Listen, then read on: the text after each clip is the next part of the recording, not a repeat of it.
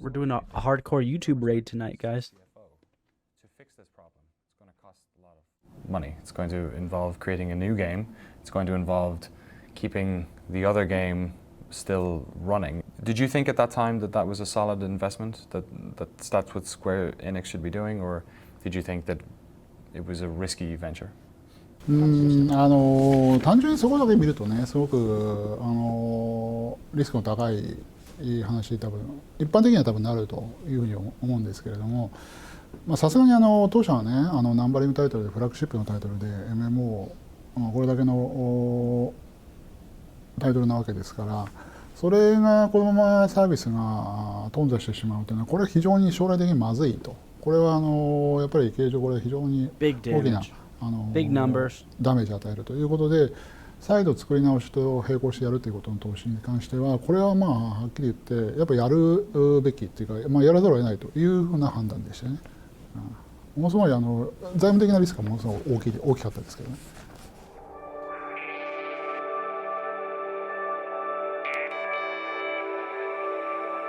All right, what's this one going to be about? Let's see. More beautiful shots of the city, as always.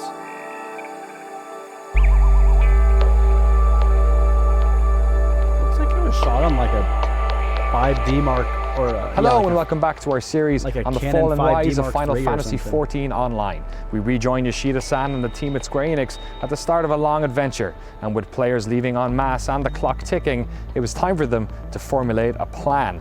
But how exactly do you rebuild an MMO while people are still playing it? Yoshida-san set his eyes on a 2013 launch date for the new version of 14, as he wanted to have the game out for fans within the PlayStation 3's lifecycle. But to do this while still patching 1.0, he would have to create an entirely new MMO in less than half the time of most conservative estimates. So before we get into specifics of what exactly was changed, I wanted to know how he did it. So for a moment, we step away from game design and dive into a critically important aspect of video games development that we rarely talk about: project management. Designing an MMO I just imagine the timeline for something like this is at least 5 years for anything, and you're being asked to do it in less than half of that. Okay, well, all right, they're going to talk about this, and they probably know a lot more than me, but I will say, like, a lot of the conceptual work is already done.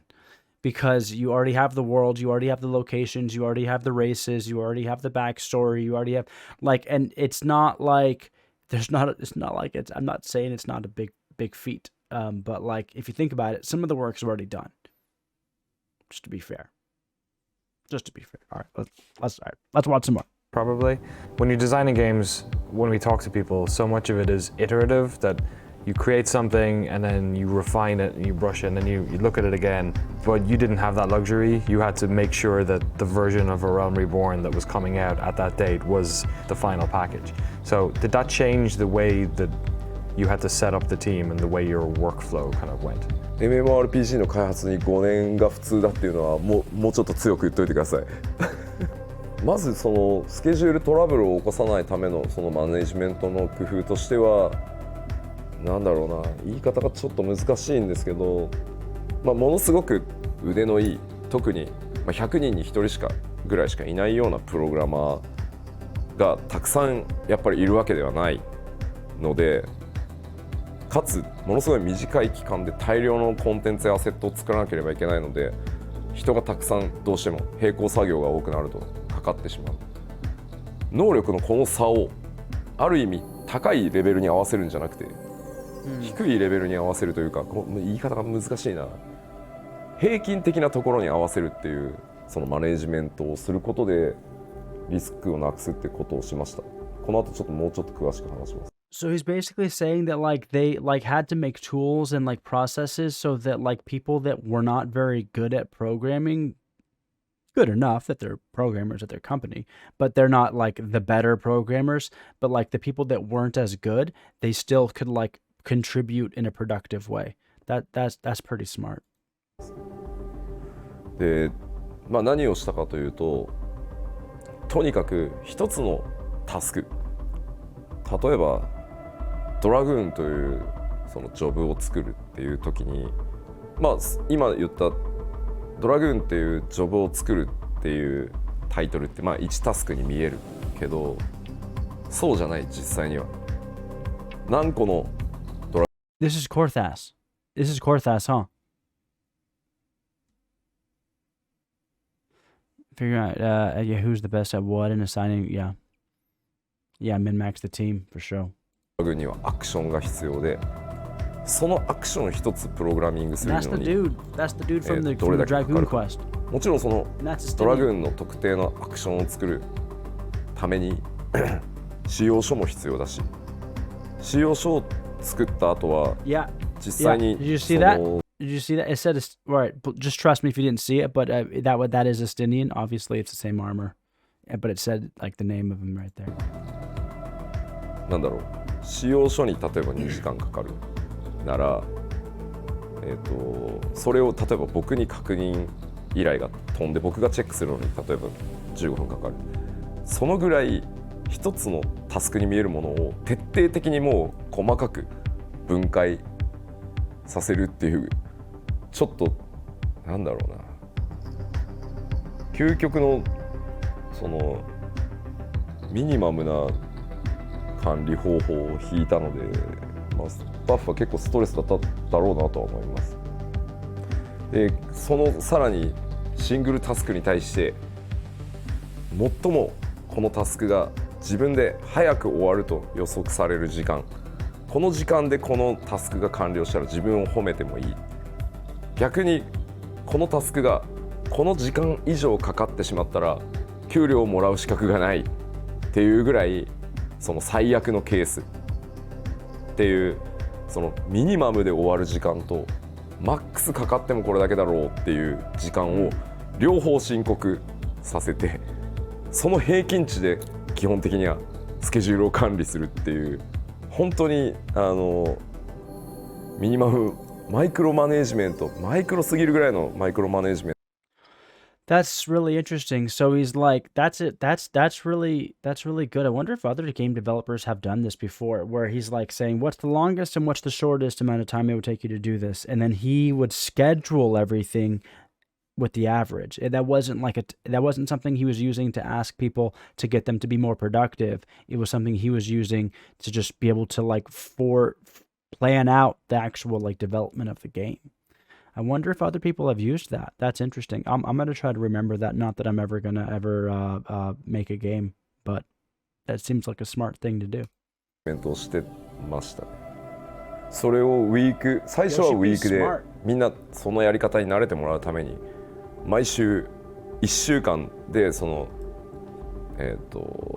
マネジメントを回して、で1週間経つと結果が出るので、さらにそこに個人パラメータ、例えば吉田はやたらとミニマムをこう短い時間で申告するけど、結局タスクが終わってみるとマックスに寄りがちだなってなった場合は 50% で見積もるんじゃなくて、もうその係数をかけて、吉田はマックス側に寄るからきっと次の週のスプリントはもうちょっとマックス側に寄るだろうみたいなのをどんどんこうで個人特性までそうやって管理してたので1日の稼働時間は8時間ではありますけど、まあ、トイレに行ったりっていう時間も必要だし、あと必ずミーティングやその会議室でのミーティングじゃなかったとしてもスタッフと仕様の打ち合わせを絶対にそのデスクトゥデスクでフェイストゥフェイスでやることもあると思うので、1日の稼働は6時間で計算してましたね。その時は全員6時間、8時間では見ない。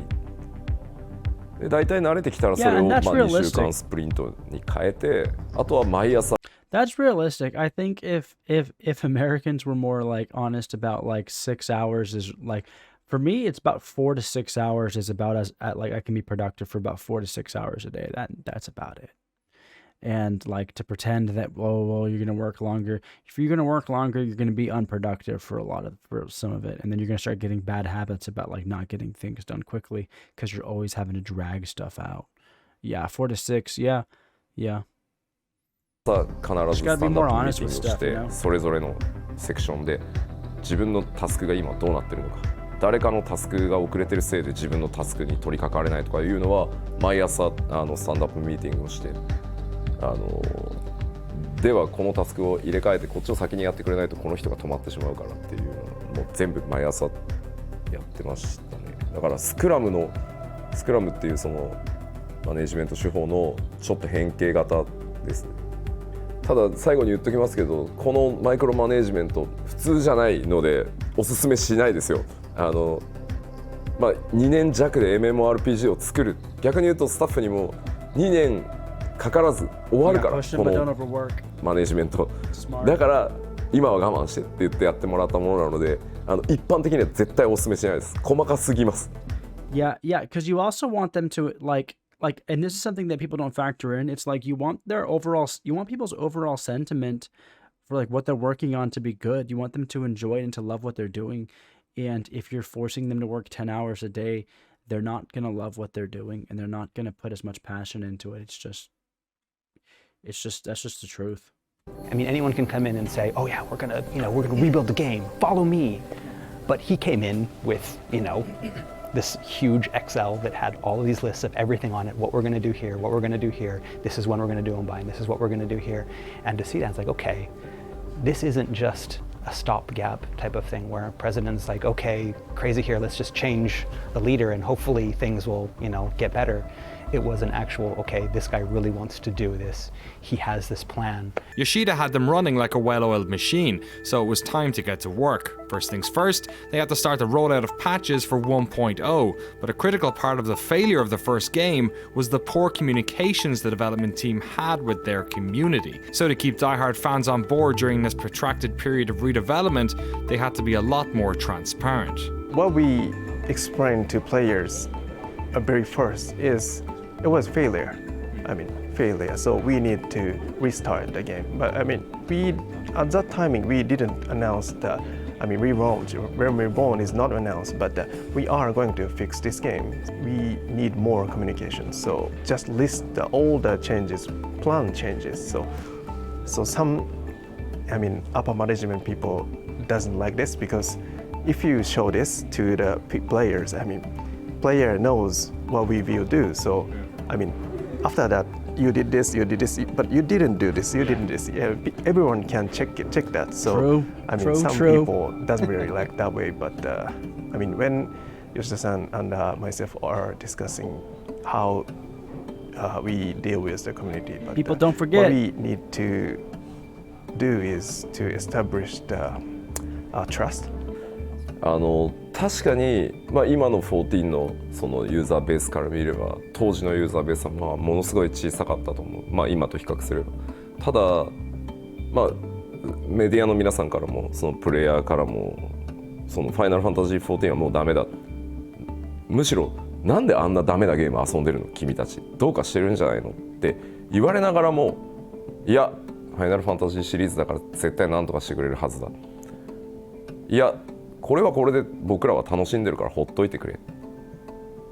その11だって最初の頃はいろいろあったけどきっと良くなるはずって言って、数はもちろん今と比較したらすごく小さいそのコミュニティだったかもしれないけど、誰よりもスクエアエニックスやファイナルファンタジーのことを応援してくれ。Yeah, I'll tell you that wasn't me. I'll tell you that. Like after like Final Fantasy 12 and 13, I was like, yeah, you fooled me once, you fooled me twice. I didn't even stick around. I was like, yeah, that wouldn't have been me. I was a pretty big Square and Square Enix fan. But yeah, kudos to those people that were sticking around, still playing that game when it was bad.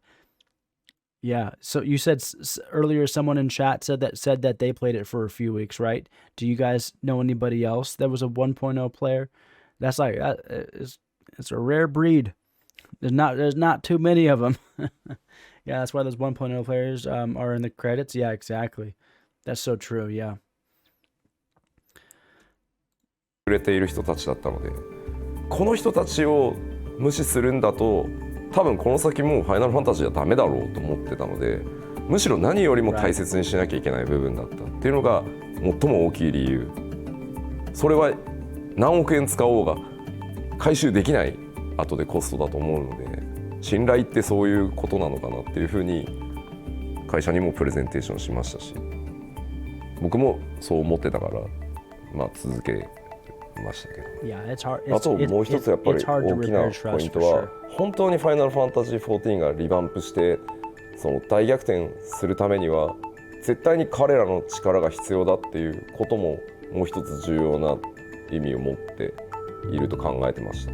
Next, Yoshida split his team in half, some working on the new version of 14 and others working on the updates to 1.0, what he called the guts version of the game. But with so much of the game requiring fixing, where do you even start? まず一番最初にやらなきゃいけないと思ったのはインターフェースをとにかくなんて言うんだろうな、最低限遊べるように正直本当申し訳ない話なんですけど、僕最初にやっぱりオリジナルの14触った時にインターフェースがあまりにもなんだろうひどすぎて話にならない。だって PC バージョンしか出てないのにゲームパッドがないとまともに遊べない。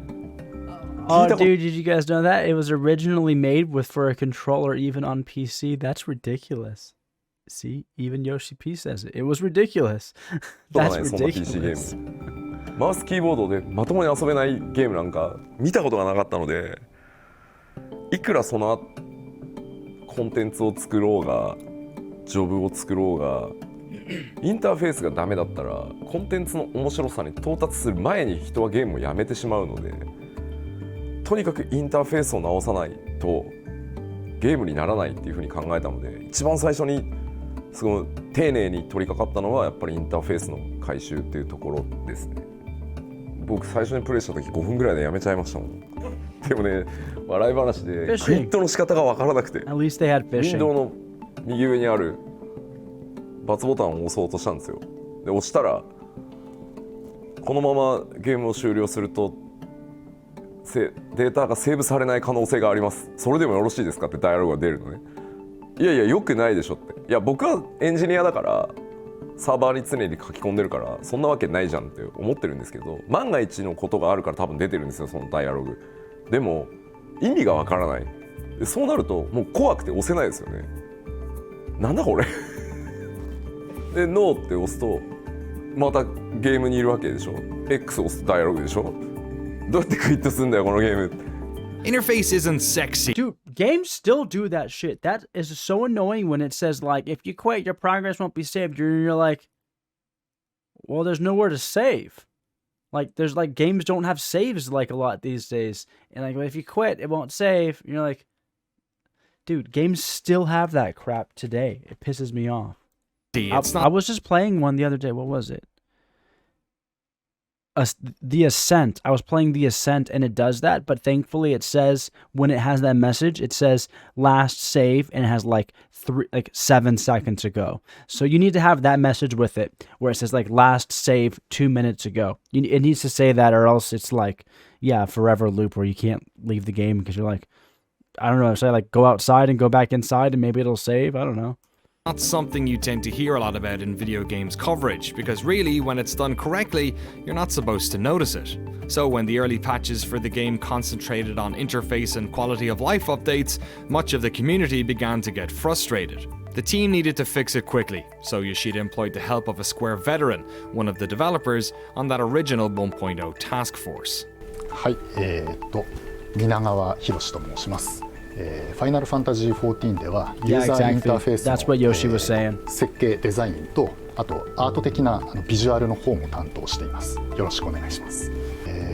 今47歳なんですけれども、25の時に入社したのでもう22年経ちますね。当時はまだスクエアエニックスがスクエアという会社だったので、ですね、ファイナルファンタジータクティクスの、アートディレクターを担当していました。なので普段は少ない情報、なるべく少ない情報やシンプルな表示を心がけているんですけれども、今回はカスタマイズ性というかよりツール的な考え方でいろんなプレイヤーがそれぞれ自分の好きなカスタマイズができるようにっていうことを普段よりも強く意識してます。まあやはりバトルがテンポのスピーディーなテンポのゲームなので、カーソルフォーカスを十字キーで動かしながら決定するっていうそういう操作性ではちょっとゲームにならないだろうというところがあったので、かなり最初の頃にクロスホットバーというアクションを選択するインターフェースを考えたんですけれども、ただこのインターフェース自体は割と昔から他のゲームで自分自身作ったり使ったりしていたものだったので、絶対それでいけるだろうなという思いはありました。なので実はそこはあまり苦労していなかったりします。例えば表現方法が変わると必ず僕はこっちの方が良かったっていう話は来るんですね。例えばインベントリーは以前はテキストで表示されていたんですけれども、アイコンになると当然なんか似ていてよくわからないとか、なので両方欲しいっていう話は受けて、両方作るのは大変なんだよなっていうそういうところはありました。今でも ARR のリリースから積み残しの仕事リストみたいなのがあるんですけれども、2年以上経って今入るみたいな機能もたまにあったりします。でもう一つはバトルシステムをとにかく変更しないとコンテンツが作れない。つまりあまり良くないバトルシステムをベースにして、コンテンツを作ったとしてもコンテンツが面白くならない。だから順番としてはインターフェースを修正しながらバトルシステムを変更して、やっとその先にコンテンツを作るっていうのが、順番としては僕は真っ当だと思った。当時のバトルシステムも当時は15人でパーティーが組めてあって、しかもマジックポイント MP の管理っていうものがほぼなかったので、当時のファイナルファンタジー14の中で最強の回復魔法だったケアルガーっていうスペルをずっと連打してても MP がゼロにならない。延々ケアルガーして OK で、他の魔法いらないよね。じゃあとにかく当時は15人で一つのモンスターを殴りまくって回復しまくってっていうすごい大雑把なゲームだったので、これを戦略的なバトルシステム計算式に変えていかないとコンテンツが面白くならない。だから UI を直しながらバトルシステムを変更して、でそれらの準備をしながら最も重要だと思ってたのはファイナルファンタジーエレメントっていうものをとにかく入れていくことっていうのが次のというか最も大きな課題だっていうふうに思ってました。なぜなら当時ジョブもなかった、ナイトもいない、ブラックメイジもいない、ホワイトメイジもいない。これはファイナルファンタジーなのか。チョコボに乗れるわけでもないし、イフリートは出てきてるけど戦えないし、一体何なんだこのゲーム。だから僕らがコンテンツとして入れていかなきゃいけなかったのはやっぱりイフリートやガルーダ、いわゆる召喚獣って一般的に呼ばれてるものとのボスバトルを入れていかなきゃいけないと思ったし。Yeah, that's interesting. He says at first it's like the interface, second was battle or the battle system, and then was content. That makes sense. I think that was probably right as well. Yeah, that makes sense. Stormcrow, thanks for stopping by. Share with us what was your very first Final Fantasy that you ever played, and thanks for watching my YouTube videos. I appreciate it. チョコボに乗れないなんて MMO なのに話にならないからチョコボにちゃんと乗れるようにしなきゃいけないし、何よりジョブがないのも FF じゃない。少なくとも僕は FF だと思わないので、だったらジョブをちゃんと入れていこうっていうところが、でもそれもやっぱりさっき言ったようにインターフェースとバトルシステムが治ってなければいいものにはならないので、だから回収をやりながらきちんと仕様を作ってそれを一つずつクリアしていくっていうのを中盤以降は続けて、そこからやっぱりグッドゲームの評判はやっぱり Q14 も良くなっていってプレイヤーもずっと増え続けていったので少しずつですけど、あれは僕らもすごい励まされましたね。やっぱりちゃんと面白いものを作っていけばみんなプレイをしてくれるっていうのも数字の上からもよく見えたので、当時の7つ一気にリリースされた7つのジョブ、パッチナンバーは忘れちゃったけど7つのジョブがいっぺんに実装されたんですけど、たった一人のゲームデザイナーが作ったんで。The team had their sights set on what needed to be changed and how they were going to do it. For the first time in years, they were feeling hopeful, and even better, players were finally starting to respond with positivity. But right as they were settling into this new reality and finding their rhythm, disaster struck.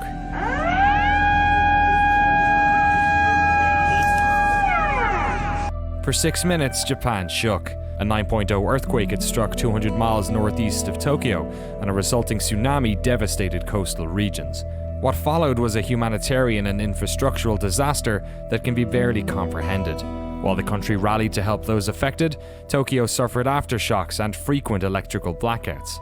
I asked Yoshida-san if he'd like to share how this had affected the team. まあ東京もそうは言ってもすごい揺れたので、やっぱりまあ当日はね、会社に泊まった方が安全だって言って帰らないでずっとニュースを見てるっていう人たちもいたし、やっぱり東北に家族とかね親戚とかいるスタッフも当然いたので、まあもう正直言うともう開発どころではなかったのは確かにそうですね。で開発なんか優先すべきじゃないと思うので、やっぱりみんな開発者の前に人なので、まあ日本中電力が足りなくなっていたので。Oh. So hold on, they already launched the game then, because everyone's told me this is like during like the Leviathan quest line, which isn't in the patch content. Did I miss something? Did they already talk about releasing the game?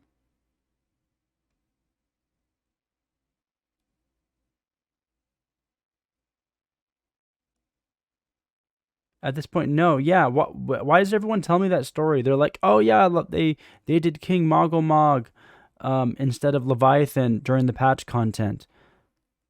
Maybe those people are all liars. People on the internet not telling the truth? What is this? まあ本当に The whole world is a lie. 些細なのかもしれないけど、サーバーを全部落とそう、まあ少しでも協力できることがあればっていうことで、プレイヤーの皆さんにも申し訳ないんですけど、サーバーを一定期間止めますっていう話をして、そんな時期でしたね。ただサーバーの稼働を再開してから、プレイヤーの方からまあお手紙をいただいたりしたんですけど、エオルゼアの中で遠くにいる友達の無事が確認できた。エオルゼアがあったから電話も通じない、連絡の手段がなかったところ、エオルゼアの中にログインしてきてくれたことで、無事だったっていうのが分かった。逆にその周りの人たちの情報っていうのも分かったっていうお話をいくつかいただいて、まあ電力が足りなければね、当然そのサーバーなんて落とせばいいかなと思うんですけど、そうじゃない限りは続けるっていうことも、エオルゼアを維持しておくっていうことも一つのなんかこうサポートなのかなって思った機会でもありましたね、その時は。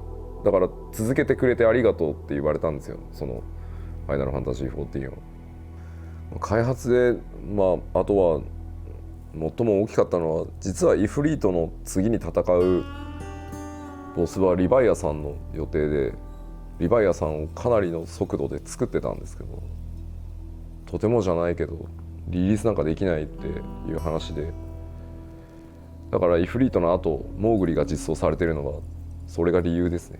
急いでモーグリを作り直したというか企画し直したので、いやそんなことはなかったですよ。みんなやっぱりそれぞれ。Okay, so they were like already working on the patch content after a realm like they were working the patch content after A Realm Reborn, the 2.1 and to 2.55, they were working on that simultaneously as they were working on the other, the base game. At least that's what it seems like. Okay. I mean, yeah, I guess whatever. No,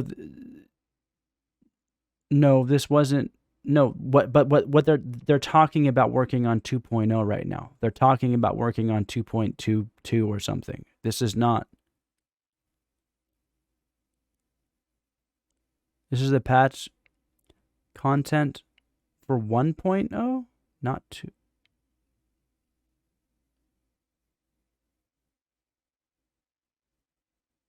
Then why do people tell? Okay, so do you think so? Because people have told me, like, when I talked about the Mongol fight on my YouTube videos, people told me that, like, oh, funny thing, and they tell me that they just must.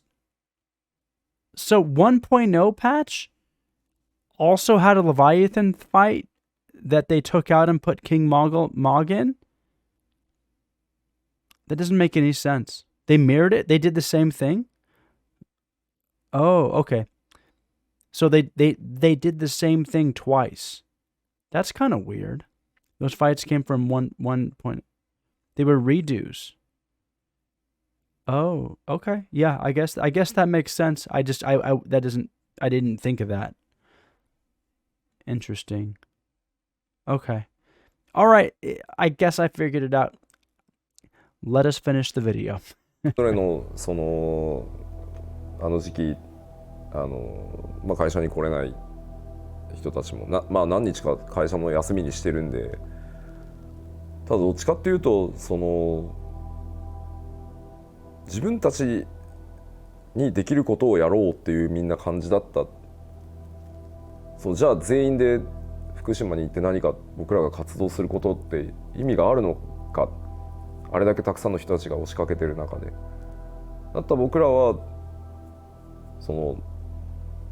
彼らが落ち着いた時にゲームを楽しく遊べるように、僕らは結局ゲーム作るしか脳がないので、ゲームを作り続けるのが結局何よりなのかもっていう、こういう話はしなかったですけど、みんなそういう感じで復帰してきてましたよ、仕事に。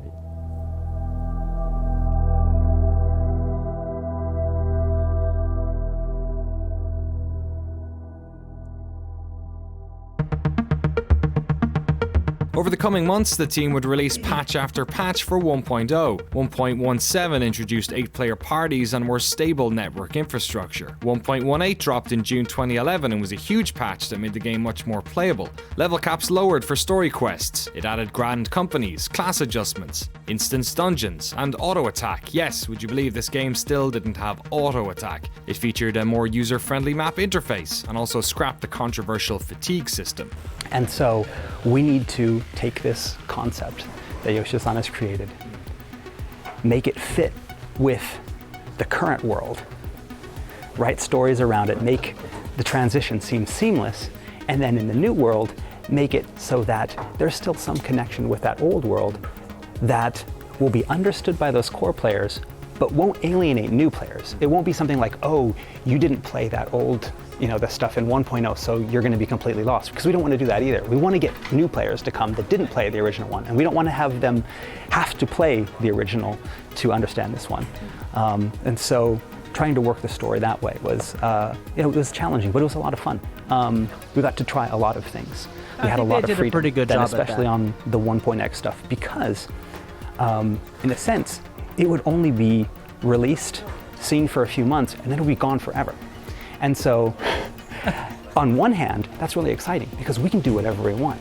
We can create these crazy stories, have these crazy characters, all of these crazy situations, and go, balls to the wall. But on the other hand, we're working day and night on something that only a few thousand people are going to see and will be gone in 6 months. I really think, I look back at it now, I think we did a lot of our best work during that one point. And it's sad that no one is ever going to see that. Maybe, there's some videos up on YouTube where people can still go back and check them out. But a lot of, some of the best stories, some of the most crazy stuff went on during that 1.x period because it was pretty much no holds barred. Anything can happen. We had crazy cults, and you had people from the Garlean Empire. There was propaganda, giant dragons and machines, and it was just anything goes in type of situation there, and it was just really a lot of fun. 1.19 signified the 1-year anniversary. Players finally got personal chocobos, and in the distance, one light in the night sky burnt slightly brighter, a sign of things to come. At the very first time, That's it was funny. just some I wonder if rumor anybody noticed that. between players. Oh, is it getting bigger? No, I don't think so. This was also when Square Enix announced that an entirely new version of the game had been in development since January, and that current players would receive copies of it for free. They also announced that players' character data and progress would be transferred to this new version, what they were then calling version 2.0. A roadmap for patches was outlined, and it was announced that monthly fees would be reinstated as of January 2012. As an incentive for players to keep playing while the fees were introduced, they announced Legacy Campaign, which rewarded players who paid for at least 3 months of service with permanently reduced monthly fees. Those players would also get an exclusive lucky. Chocobo mount, while as a thank you for their support during the redevelopment, their names would be featured in the credits of the new game. Lucky. で2011年10月14日にそのレルムリボーンっていう14を全く新しいゲームとして作り直してますっていう発表を同時にすることでどうなるこのままアップデートしていくんじゃないの一体どうなるのこの先楽しかったですよ1.2 was the final patch of 2011. It saw all the servers renamed, while the moon Dalamud now seemed larger in the sky. 1.21 came in March 2012, introducing a new job system and 2 new dungeons. 1.22 followed in April. Dalamud grew closer, and now some players are beginning to have nightmares. Ominous dreams greet players who log into the game while at an inn. The community all the while trying to figure this out. Is the moon going to destroy the world? Cool. Then how will player data be saved in 2.0? They wouldn't have to wait long for answers. That summer, a trailer revealed that 2.0 would be titled A Realm Reborn, and Yoshida-san conducted numerous interviews explaining the future of the game and the features players can expect. On September 12, 2012, the final patch for 1.0 was released. The game updates to 1.23b, and with it comes an enormous Dalamud, its mechanical outer shell now in full view. Players now realizing that this world didn't have long left. On November 1st, 2012, a final in-game battle began. Square Enix made entry free for the final week of the game, while a haunting song can be heard playing on the wind across the entire realm. While the server struggled to deal with the load, players got together with their friends one last time, as the development team in Japan spammed enemies outside capital cities. One group of players outside of Golda has become legendary, attempting to protect the city with what we now call the Great Gobu Wall.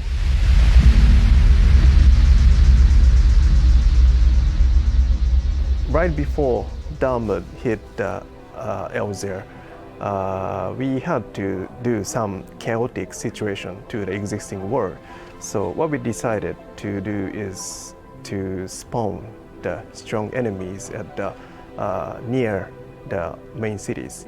Even when I popped the very strong, Manticore or the mobile or the giant monsters, players kill instantly. Right. Yeah, instantly. Yeah, just snap. So, oh Jesus. So you killed my monster again. So what we can do is just keep spawning the lots of monsters. And then in very late night when I was doing, keep spawning the monsters, the one programmer just, I've never talked to him before, but just coming down to my desk and then just give me a bit of paper with some numbers, which numbers I can understand. This is the number of the certain monster. Okay. I can type in so that I can spawn a very new, stronger monsters. Right. Oh, thank you very much. It's a program.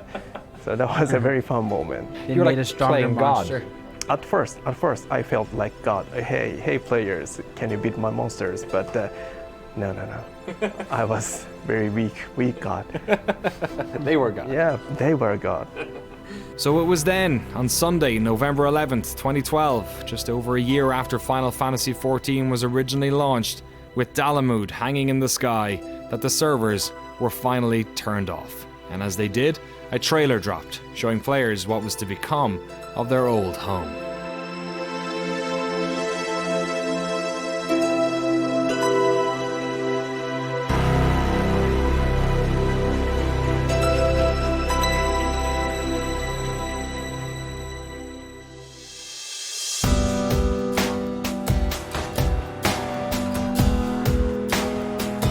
Well, I mean, it's pretty simple. I mean, you had something that not a lot of people liked, and everyone wanted to forget about it. So rather than, just taking that and doing it over, and just reimagining it, why not destroy that and start over? If we leave too much of that original core there, then it will just linger on as that kind of cancer that, will always bring us back to that failure. Why not just clean the slate? But on the other hand, and this is where, things kind of got complicated, is that, no matter how bad the reviews were and how many people bought the game but then left the game, there was still this core of players in both Japan and, Europe, North America, that were passionate about the game. In the state that it was, they were passionate about the game. They were passionate about the series and their characters that they had created and were now living in this MMO. And so, it would have been easy to just say, okay, bye guys, But if you do that, then you've basically alienated the only group that stuck with you, for all of those years, when everyone else is slamming the game and talking about how bad it is. I mean, those guys were troopers. They would go on the forums. They were defending, the development team when a lot of times we didn't deserve defending. So that idea to wipe the slate clean, but not make it something completely new, make it something that was connected in some way to that, to the old game. The decision made by Yoshida-san to, okay, let's bring down Dalamud, destroy the planet, destroy the realm, but then bring it back. Figuring out a way to make that happen within the current story. Make it feel natural. Make it feel like that was always the plan. Was the biggest challenge, I think. The team at Square Enix had worked themselves to the bone, not only recreating Final Fantasy XIV in A Realm Reborn, but also by dedicating time and money to ensuring that 1.0 players felt part of that story. The moon, Dalamud, had crashed into the world of Eorzea. That world was gone forever. And only one question remained. What was going to rise out of its ashes?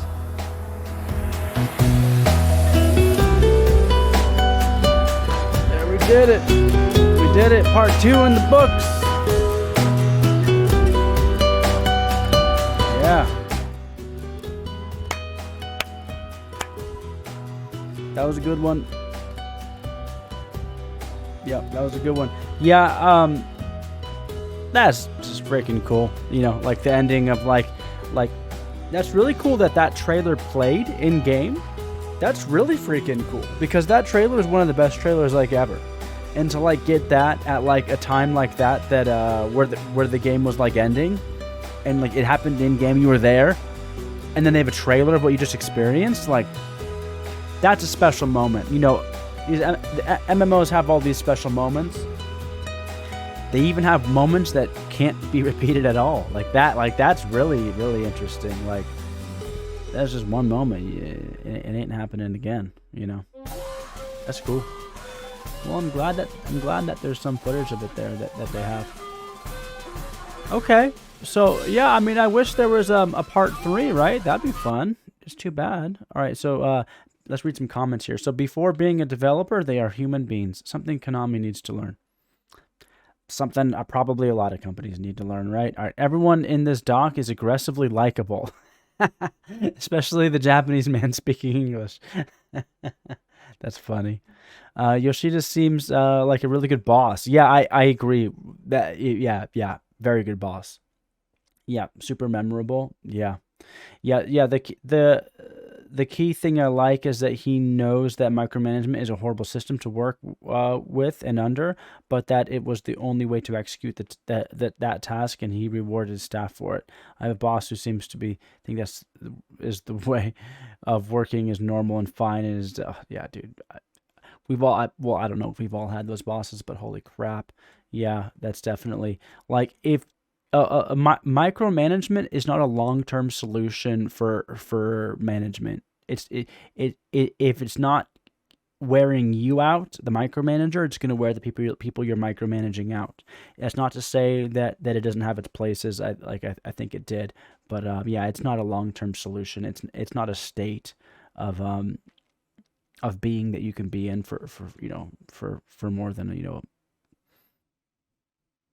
well, I don't know how long you can be in it, but not for very long. All right, let's move on. Yoshi understands that before his team developers, they're human beings. Yeah, definitely. It didn't matter if we spent millions of dollars. It costs. It's a cost spent for something that we wouldn't have been able to repair later.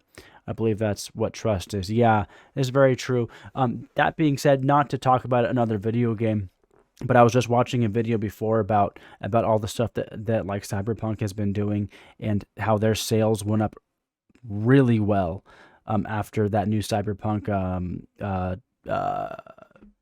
anime. And like people are trying the game back out again, and it was like really good and for their sales, and they gained that trust back, because I remember at the time people were saying like that like they're never going to gain their reputation and trust back, but they've definitely done a lot. I'm sure there's going to be a no-clip documentary about them at some point. I mean, they're already CD Projekt Red already has a no-clip documentary on it, which is really good. But I wonder if there's going to be one about that. That'd be interesting, though. A little bit of a different situation. All right, are we going to watch the third one?